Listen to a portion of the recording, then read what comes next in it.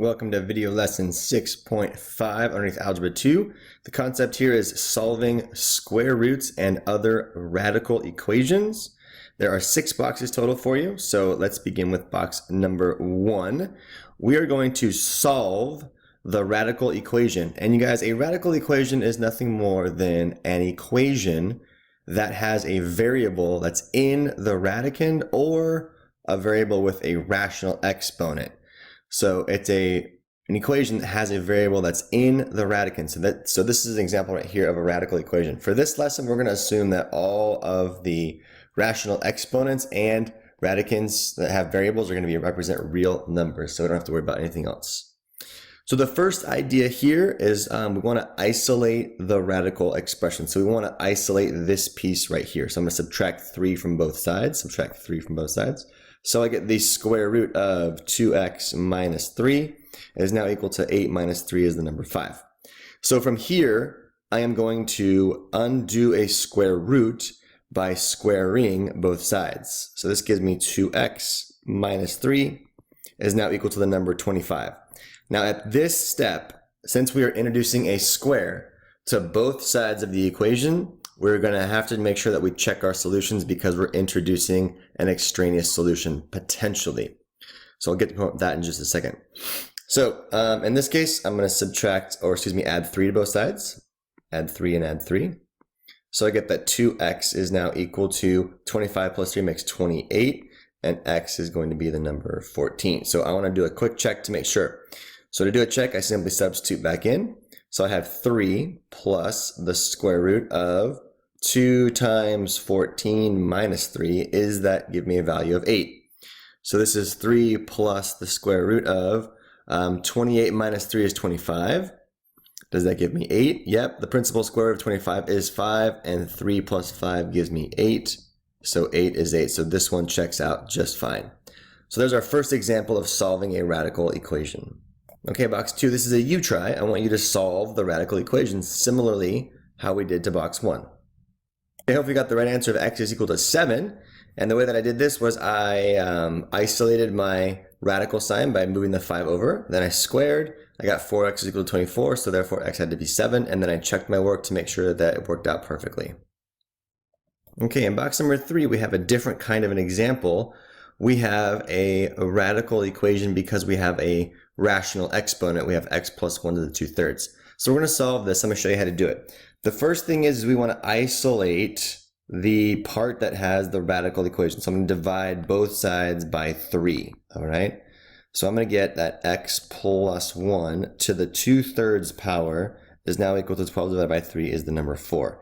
Now here's the trick, you guys. So we are going to we're going to raise this expression to the 3/2 power. We're going to raise both sides to the 3/2 power. Why are we doing that? We're doing that because when I take 2/3 and I raise it to 3/2, I get the number 1. So that's the trick right there that we want to make sure that we understand and we use. So we're going to get x plus 1 now is equal to 4 to the 3/2. Remember, you guys, that this is just the square root of 4 cubed. And that's just the square root of 64. So that's going to be plus or minus the number 8. So don't forget how to work with your radical exponents up here. So now I have x plus 1 is equal to plus or minus 8. Therefore, x is going to equal negative 1 plus or minus 8. So that can go off in 2 directions, the positive and the negative. So negative 1 plus 8 is going to give me, of course, 7. And then negative 1 minus 8 is going to give me negative 9. So my 2 solutions for this example are x could equal 7 or x could equal negative 9. And the trick was to raise the exponent to the reciprocal of the exponent that has been given. So 2/3, the reciprocal is 3/2. So we're going to raise each side to 3/2, and that's what got me a little bit further to solve the equation. Okay, box 4, here's another example for you.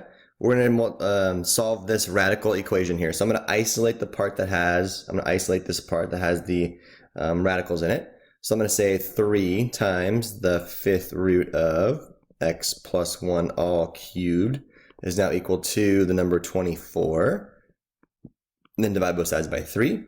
So I'm going to write this as x plus 1 all to the 3/5 power is the same thing as the number 8. Okay, remember that's the 5th root of x plus 1 to the 3rd. And that can be the same thing as the fifth root of x plus 1 to the third. So I'm rewriting it in an exponential form. And the reason is because now I know exactly what to raise the left-hand side to. I'm going to raise it to a power of 5/3. So I'm going to raise it the right-hand side to a power of 5/3. This is going to give me a value of 1 when I raise the power to a power. So all I have left with is an x plus 1 is equal to 8 to the 5/3. Now let's deal with that. 8 to the 5/3 is the same thing as the cube root of 8 to the 5th. So the cube root of 8 to the 5th. This is going to be the number 32 when you figure out what that happens to be. So take 8 to the 5th, take the cube root, you get exactly back 32. So what I have is I get x plus 1 is now equal to 32. Therefore, x is going to equal to 32 minus 1, so x is going to be the number 31. And we would substitute that back in, and we would check and see that, yep, 31 does indeed work. So the trick again is to write it as a radical exponent, or write the radical as a rational exponent, and then multiply by the reciprocal on both sides. Okay, here's one for you guys to try. Box 5, solve 2 times x plus 3 to the 2/3 is equal to 8. Try it on your own. Okay, so here's how I did it. I said I first divided both sides by 2. I got x plus 3 to the 2/3 is equal to 4. Then I raised both sides to the reciprocal of my rational exponent, which would be 3/2. So therefore x plus 3 is equal to the number 64, because the 4 to the 3/2 is the same thing as the square root of 4 cubed, which happens to be 64. Take the square root and you get plus or minus 8 in this part. So therefore x is -3 plus or minus 8. So if I add the 8, I get 5, and if I take -3 and I subtract 8, I get -11. So the answers are 5 and -11. Okay, box number 6, we're going to check for extraneous solutions here in this case.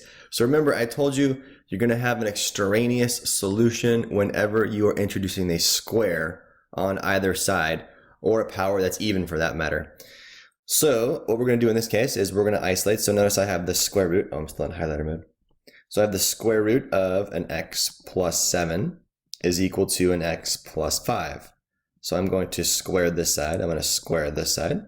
So I get x plus 7 is now equal to x squared plus 10x plus 25. So from here, I am going to subtract the 7. So x is going to equal to x squared plus 10x. And then 25 minus the 7 gives me 18. 18. And then I'm going to factor. Oh, and then I'm going to subtract x, excuse me. Subtract x, subtract x. So I get 0 is now equal to x squared plus 9x plus 18. And then we're going to factor this. So I get x and x. So here I need 18 and a 9, so probably a 6 and a 3. Everything's positive. So if I bring this over here, I get 0 is equal to x plus 3 times an x plus 6. I'm going to use the zero product property. That tells me that x is going to be -3 or x is going to be -6. Okay, I have 2 answers here. Now most of the time we just say, woohoo, we're done. But we want to check to make sure each of these is indeed going to work, because I've introduced a square at this step in the equation. So plugging them back in, here's what I would get. The square root of -3 plus 7 minus a 5, is that equal to -3? So -3 plus 7 is 4. So the square root of 4 minus a 5, does that give me -3? No, because the square root of 4 is 2 minus 3. It equals not equal to, oh, sorry, 2 minus 5, there we go, equals -3. And yeah, -3 equals -3. So that one's checking out. Let's check out the other one though. If I take the square root of -6 plus 7 and I subtract 5, do I get back -6? So -6 plus 7, that's the square root of 1 minus 5. Does that equal -6? No, because 1 minus 5 equals -6. -4 does not equal -6. So therefore, -6 is what we call an extraneous solution. It's false. It's a result of squaring both sides of the equation in step 2. So whenever we're doing that or raising any variable to an even power, we want to make sure that we check for extraneous solutions. So -6 is not part of the solution set.